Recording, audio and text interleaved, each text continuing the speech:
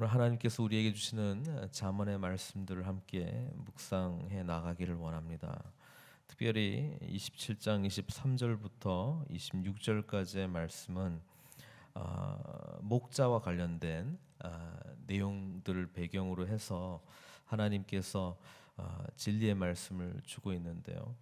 23절은 목자의 진정한 일이 무엇인가 그거에 대해서 말씀해주고 있습니다. 내 양떼의 형편을 부지런히 살피며 내 소떼에게 마음을 두라 이렇게 이야기를 합니다.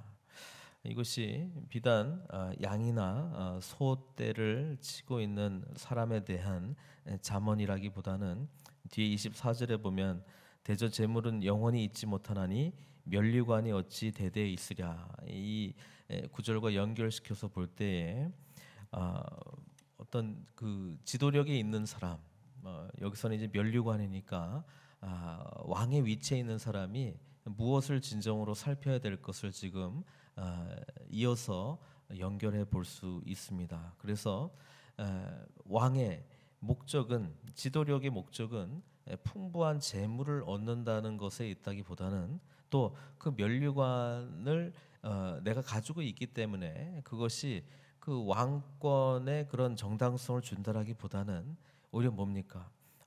돌보고 있는 백성들 그렇죠? 그들의 형편을 부지런히 살피고 마음을 두는 데에 참된 지도자의 역할이 있다는 것을 지금 말씀해 주고 있는 것입니다. 재물은 또 면류관은 자기에게 주는 영광으로 볼 수도 있지만은 그것이 목적이 되어서는 안 되고 그 영적 지도력의 범위에 있는 사람들에게 그들의 형편을 부지런히 살피고 마음을 두는 것이 지도자가 당연히 감당해야 될 역할이라고 오늘 말씀해주고 있습니다. 그러면서 참된 부가 뭐냐? 재물도 아니고 참된 영광이 뭐냐? 면류관도 아니고 25절, 26절의 내용이라고 하는 것이죠. 풀을 벤 후에는 새로 움이 돋나니 산에서 꼴을 거둘 것이니라. 이 양에게 필요한 거, 이 소에게 필요한 것은 무엇입니까? 풀이라고 하는 것이죠. 근데 이것을 벤 후에는 벤 이유는 베고 난 이후에는 그거에 양에도 가고 소에도 가는 것이죠. 그러나 새로 움이 나고 산에서 이제 꼴을 거둘 것이다. 그러니까 진정으로 공급하는 분이 누구라는 거죠? 하나님이라고 하는 것을 끊임없이 인정할 수밖에 없습니다. 왜? 목자는 풀을 만들어낼 수 있는 능력이 없기 때문에 그렇습니다. 그래서 창세기에도 보면은 아담과 하와 이후에 가인과 아벨이 있었습니다. 그렇죠? 가인은 농사를 짓는 사람이었고 아벨은 양을 치는 사람이었습니다. 그런데 하나님께서 그 아벨의 제물을 받은 이유는 아벨의 신앙 고백이 있죠. 그럼 뭡니까? 자기에게 양의 첫 번째 태어난 것을 귀하게 하나님께 드릴 수 있었을 때의 그 마음의 고백은 이것을 나에게 허락하시는 것은 내가 아니라 하나님이라고 하는 전적인 신앙 고백이 있었다면 농사를 짓는 가인의 입장에서는 가인이 땅을 일구고 씨를 뿌리고 하는 수고가 많이 있단 말이죠. 근데 까딱 잘못하다 보면은 하나님께서 주셨다라고 하는 이런 생각보다는 내가 이만큼 수고했기 때문에 내가 땅을 얼마나 팠는데 내가 그 씨를 뿌리는 수고를 얼마나 많이 했는데 어찌 보면 양떼를 돌보는 것보다 소떼를 돌보는 것보다 왠지 일이 더 많고 수고도 더 많이 많고 그렇기 때문에 여기서 얻은 것은 당연히 내 거다. 내 수고가 많다라고 하는 생각이 많이 있다라고 하는 것입니다. 그래서 거기서 보면은 땅에 그냥 소산물을 바쳤다고 돼 있지 이것이 하나님께서 주셨다라고 하는 신앙 고백적인 의미로 따로 중요한 것, 귀한 것을 떼어 놓지 못했던 가인의 마음. 그래서 하나님께서 열납하지 않으셨다. 가인의 제사는 받지 않으셨다라고 하는 것을 보게 되는 겁니다. 우리도 우리의 삶 가운데 일어나는 많은 일들이 있습니다. 우리의 가정을 지키기 위해서 또 살아가기 위해서 필요한 오늘날의 사회에서는 뭐 돈 없으면은 뭐 아무것도 할 수 있는 것이 없기 때문에 그런 것을 열심히 또 벌고 하기 위해서 일을 합니다. 그러나 우리 믿는 사람이 반드시 가져야 될 것은 뭐냐 하면 우리의 진정으로 이것을 하는 목적이 무엇이냐. 하나님께서 우리에게 어떤 영적인 리더십의 위치로 세우기를 원하신다는 것이 우리 영적 성장과 함께 동반되는 사역이라면 우리의 가정이나 교회에서나 직장에서 그냥 단순히 재물을 얻는 것과 또 이 일을 통해서 사회적으로 어떤 지식적으로 어떤 면류관을 얻는 것 이상으로 우리에게 맡겨진 사람들을 부지런히 형편을 살피고 또 마음을 두는 데에 참된 의미가 있다는 것을 이야기해주고 있습니다.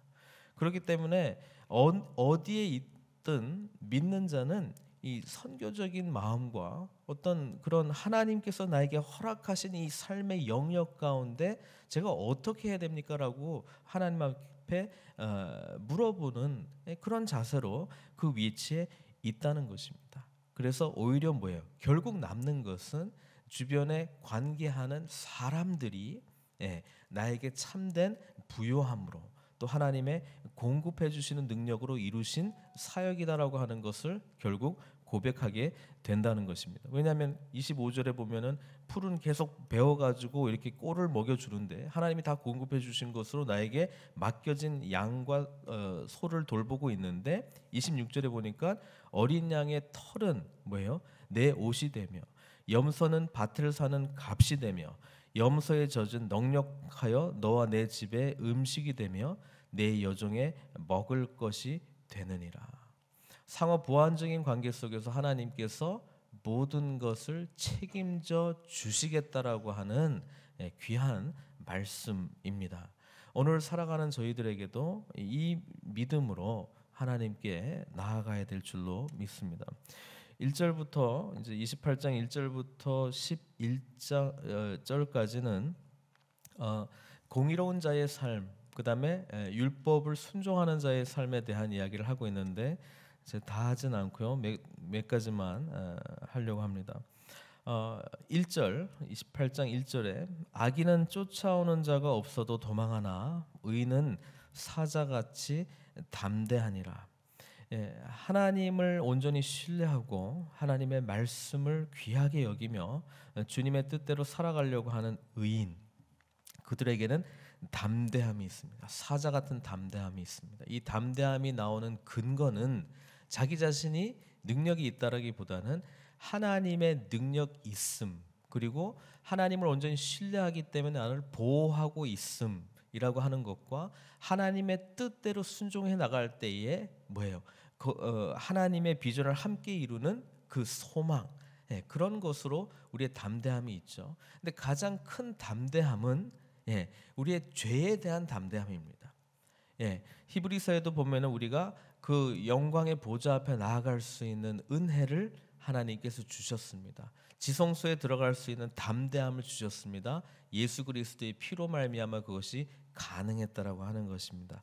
반면에 악인은 자기 욕망대로 살아가려고 하는 그런 경향성이 있기 때문에 반드시 다른 사람들한테 피해를 입히게 되어 있습니다. 다른 사람들한테 상처를 주게 되어 있습니다.